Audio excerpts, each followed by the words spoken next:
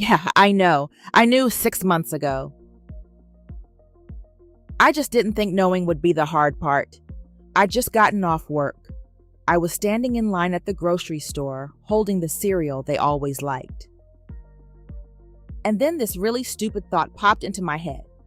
If we break up, I guess I don't buy this anymore. So I put it back. Then I picked it up again. Looking back, I think that's when I knew. This isn't going to last. And somehow, that wasn't the day I left. People think you stay because you don't know. I think most of us stay long after we do. I didn't spend the next 6 months trying to understand him. I spent 6 months waiting for myself to be wrong. So, why wasn't knowing enough? I don't remember most of the fights. I remember the little things. Reading the same text 4 times, not because it was confusing, because I wanted it to mean something else. Typing, "Can we talk?" Deleting it, putting my phone down, picking it up 10 minutes later, like somehow the right words would finally appear. I started Googling everything. Funny. I never searched the one question that actually mattered. Why am I trying so hard to stay? Every time my friend asked, "So, how are things?" I'd always answer, "He's actually been really sweet this week." One good day could erase 10 bad ones. Then we'd have the same argument, almost word for word. And somehow, that still surprised me. For a long time, I thought I was protecting the relationship. Looking back, I was protecting the future where all of this finally made sense.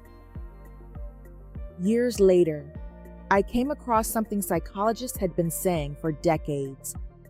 When reality collides with something we desperately want to believe, our minds rarely let go of that belief overnight.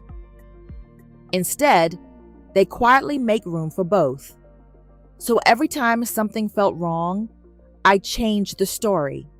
Not the reality, the story. He's just stressed. Maybe I'm asking for too much. They were about making reality hurt a little less. I always thought hope would sound dramatic. It didn't. Hope sounded like, maybe after this weekend, maybe this conversation will be different. It was never loud, just believable enough to make me stay one more day. There was one weekend that kept me there for months. Nothing extraordinary happened. We just didn't fight. We had breakfast, ran errands, grabbed coffee, drove home. It felt normal. And somehow, normal felt like hope. Driving home, I remember thinking, see, maybe this is who we really are. After that, I stopped replaying the arguments. I replayed that Saturday over and over and over. Whenever things got hard, my mind would whisper, "Remember breakfast? Remember the coffee?" I wasn't holding on to the relationship anymore. I was holding on to one good day. Then we'd have the same fight. Again. And I'd tell myself, maybe we just need another weekend like that. Hope didn't make me blind. It made me selective. It kept handing me the same handful of memories, while everything painful quietly faded into the background. Maybe that's why leaving felt impossible, because every time I was ready to walk away, my mind placed that one perfect Saturday right in front of me, as if one beautiful memory could somehow outweigh 100 painful ones.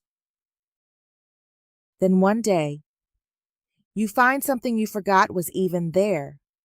An old note, a screenshot, a saved apartment, a baby name you once laughed about. Nothing important. Until it is.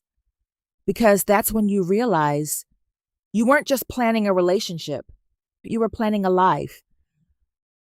Heartbreak isn't only losing a person.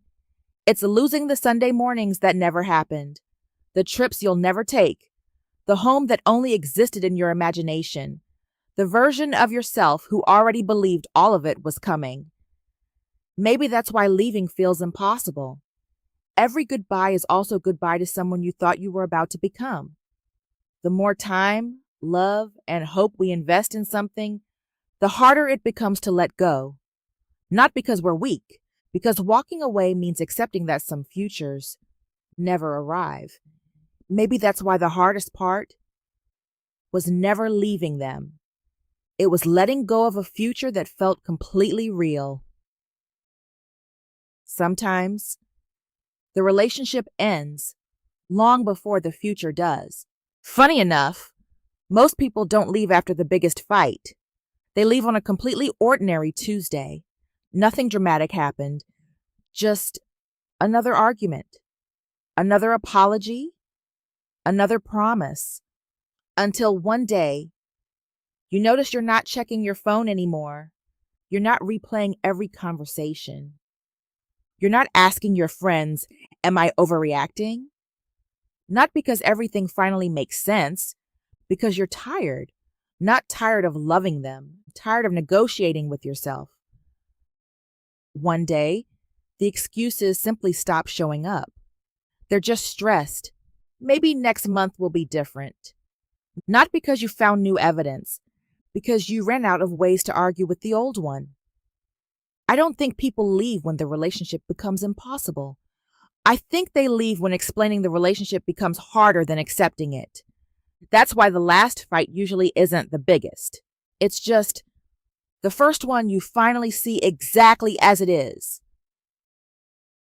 And somehow, that feels like peace.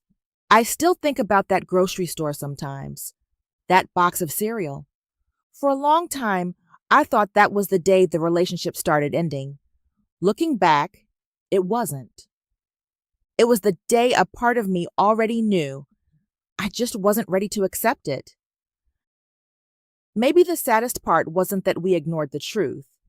It was that we kept asking it for one more conversation, one more apology, one more chance, when all it ever asked was to be accepted. Maybe it'll take 6 months, maybe a year, maybe 5. There's no deadline for accepting something your heart keeps arguing with. But every extra day costs something. Time. Peace. Sometimes the person you could have become. Deep down, most of us already know. The real question is, how much of your future are you willing to trade for one more chance to prove yourself wrong? Because sometimes the relationship ends long before the future does. The future ends the day you finally stop arguing with what you've known all along.